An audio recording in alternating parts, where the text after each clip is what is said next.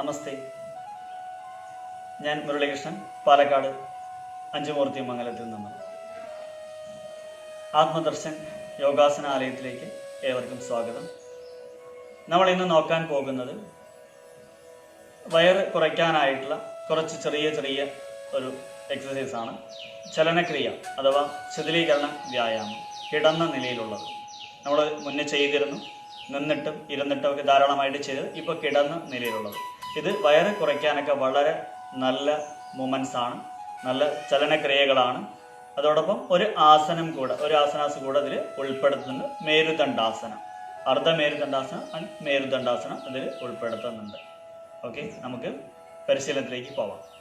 ആദ്യം നമ്മൾ മലർന്ന് കിടക്കുകയാണ്. മലർന്ന് കിടന്നുകൊണ്ട് ഒന്ന് ശരീരം അയച്ചിടാം. ശരീരം അയച്ചിടുമ്പോൾ ഒന്ന് വിശ്രമിക്കാം. വിശ്രമിച്ച ശേഷം നമുക്ക് പരിശീലനത്തിലേക്ക് പോവാം. അപ്പോൾ കാലുകൾ അയച്ചിട്ട് കൈകളൊക്കെ അയച്ചിട്ടുകൊണ്ട് ശരീരം പൂർണ്ണമായിട്ട് നമ്മൾ അയച്ചിട്ടുകൊണ്ട് ഇങ്ങനെ മലർന്ന് ഒരു ശവാസന രീതി ഈ ഒരു തരത്തിൽ നമ്മൾ കിടക്കുകയാണ്. കുറച്ചു നേരം വിശ്രമിച്ച ശേഷം ശവാസനത്തിൽ ഒന്ന് വിശ്രമിച്ച ശേഷം കാലുകൾ ചേർത്ത് വയ്ക്കാം, കൈകൾ ചേർത്ത് വയ്ക്കാം. ഇപ്പോൾ നമ്മൾ ആദ്യം ഓരോ കാലായിട്ട് ഉയർത്തിക്കൊണ്ട്, ഇപ്പൊ വലതുകാലൊന്ന് ഉയർത്തുന്നു, വലതുകാൽ ഉയർത്തി ഈ പാദത്തെ ഒന്ന് നമ്മൾ കറക്കുകയാണ്. അതായത് ഓരോ ഭാഗത്തെയും നമ്മൾ ഫ്രീ ചെയ്ത് വിടുകയാണ്. ഈ പാദം കറക്കുന്നു. ക്ലോക്ക് വൈസിലും ആന്റി ക്ലോക്ക് വൈസിലുമായിട്ട് നമുക്കിങ്ങനെ കറക്കാം. വളരെ പതുക്കെ ചെയ്യാം. അതിനുശേഷം കാലിങ്ങനെ മടങ്ങിക്കൊണ്ട് ഇങ്ങനെ ഇവിടെ ഒരു വൃത്തം വരയ്ക്കാം. കാല് വിരൽ കൊണ്ട് ഇങ്ങനെ ഒരു വൃത്തം വരയ്ക്കാം. അപ്പൊ ഈ ഭാഗത്തൊക്കെ നല്ല അയവ് ഉണ്ടാകും. നല്ല ഈ മസിൽസുകൾക്കും അതുപോലെ ഞരമ്പുകൾക്കും ഈ ജോയിന്റിനൊക്കെ നല്ല അയവുണ്ടാകും. ഇവിടെ അതുപോലെ ഈ തരത്തിൽ വിപരീത ദിശയിലേക്ക് നമുക്ക് ചെയ്യാവുന്നതാണ്.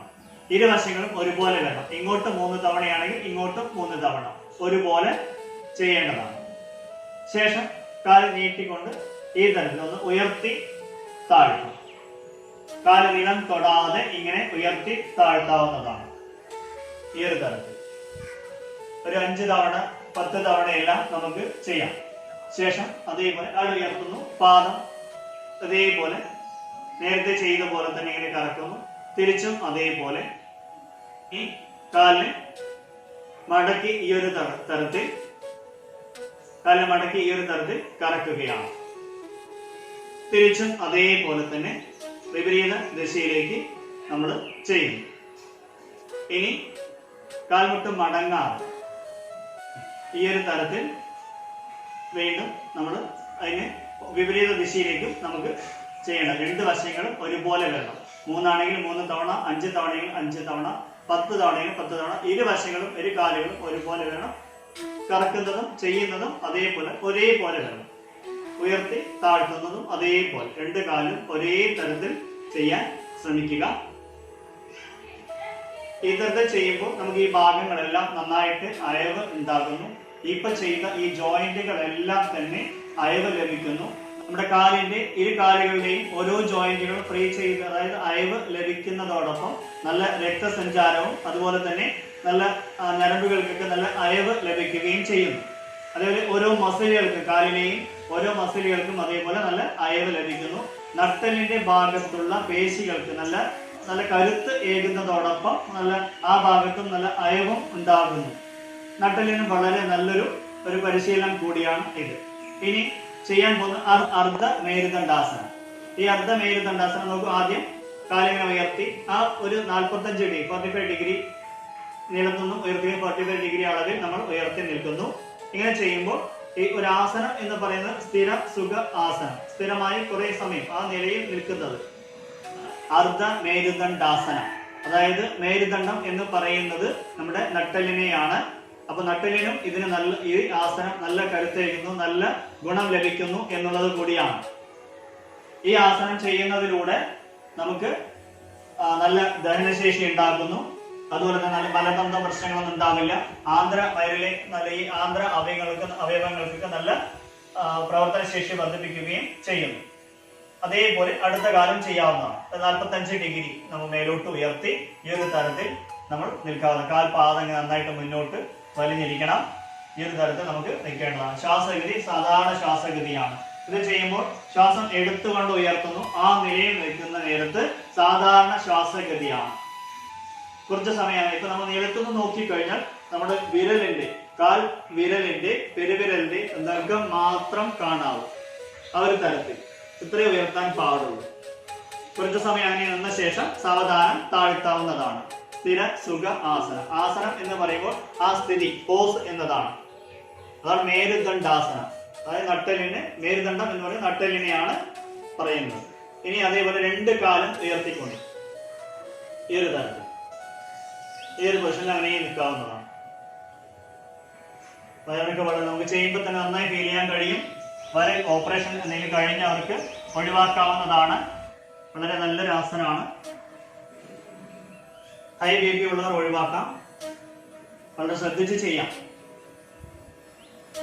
നമ്മൾ ഓരോ കാലം ചെയ്ത പോലെ തന്നെ ഇപ്പൊ 2 കാലം നോക്കൂ, ഇങ്ങനെ ഉയർത്തി ഈ ഒരു തരത്തിൽ നന്നായി ഇങ്ങനെ മടക്കണം, നീട്ടുന്നു. ഇതിൽ ശ്വാസം എടുത്തുകൊണ്ട് നീട്ടുന്നു, ശ്വാസം വിട്ടുകൊണ്ട് കാല് മടക്കുന്നു.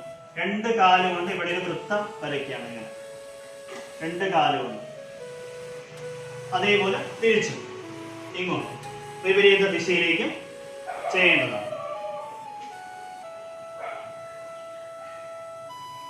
അതേപോലെ നേരത്തെ ചെയ്ത പോലെ, ഓരോ കാലം ചെയ്ത പോലെ ഉയർത്തി താഴ്ത്തുന്നതും അതേപോലെ നിലം തൊടാതെ ഇങ്ങനെ ചെയ്യാവുന്നതാണ്. ഇത് ഇപ്പോൾ ഈ ചെയ്യുന്നത് ആദ്യമായിട്ട് ചെയ്യുന്നവർക്ക് കുറച്ച് ബുദ്ധിമുട്ടായിരിക്കും. 5 or 10 തവണ നമുക്ക് ചെയ്യാവുന്നതാണ്.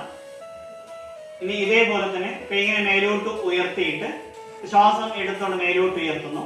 ശ്വാസം വിട്ട് ആ നിലയിൽ കുറച്ച് സമയം കിടന്ന ശേഷം ഇപ്പൊ ശ്വാസം എടുത്ത് ചെവിയോട് ചേർന്ന് ശ്വാസം എടുത്ത് ഇങ്ങനെ എഴുന്നേൽക്കുന്നു, ശ്വാസം വിട്ട് കിടക്കുന്നു.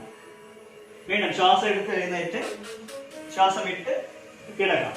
തുടക്കക്കാർ നമുക്ക് ചെയ്യുമ്പോൾ, നമ്മൾ ചെയ്യുന്ന നേരത്ത് അവർക്ക് കൈ ഈ തരത്തിലേ വരുള്ളൂ. ഇത് കറക്റ്റ് അല്ല, ശരിയല്ല. ചെവിയോട് ചേർന്ന്, ഈ ചെവിയോട് ചേർന്ന് വേണം നമ്മൾ എഴുന്നേൽക്കാൻ. നോക്കൂ, ശ്വാസം എടുത്തുകൊണ്ട് ഇങ്ങനെ ചെവിയോട് ചേർന്ന് കിടക്കുമ്പോഴും അതേപോലെ ഈ തരത്തിൽ ചെവിയോട് ചേർന്ന് എഴുന്നേൽക്കും, ചെവിയോട് ചേർന്ന് കിടക്കും, ചെവിയോട് ചേർന്ന് എഴുന്നേറ്റ് ചെവിയോട് ചേർന്ന് തന്നെ കൈ ഉണ്ടാവണം, കൈ അങ്ങനെ തന്നെ ഉണ്ടാവണം. തിരിച്ചു വരുമ്പോൾ ശ്വാസം എടുക്കുമ്പോൾ ശ്വാസം വിട്ടുകൊണ്ട് പതുക്കെ കൈവരിച്ച് പഴയ സ്ഥിതിയിലേക്ക് കൊണ്ടുവയ്ക്കാം. ശേഷം കാലുകൾ അകലെ വെച്ച് ശരീരം പൂർണ്ണമായിട്ടും അയച്ചിടേണ്ടതാണ്. ഈ ആസനം വയറ് കുറയ്ക്കാൻ വളരെ ബെസ്റ്റ് ആസനമാണ്. നല്ലൊരു വ്യായാമമാണ്. നല്ല ദഹനശേഷി ഉണ്ടാവും.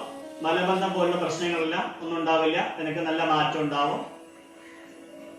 ബാക്ക് പെയിനും കുറവുണ്ടാവും.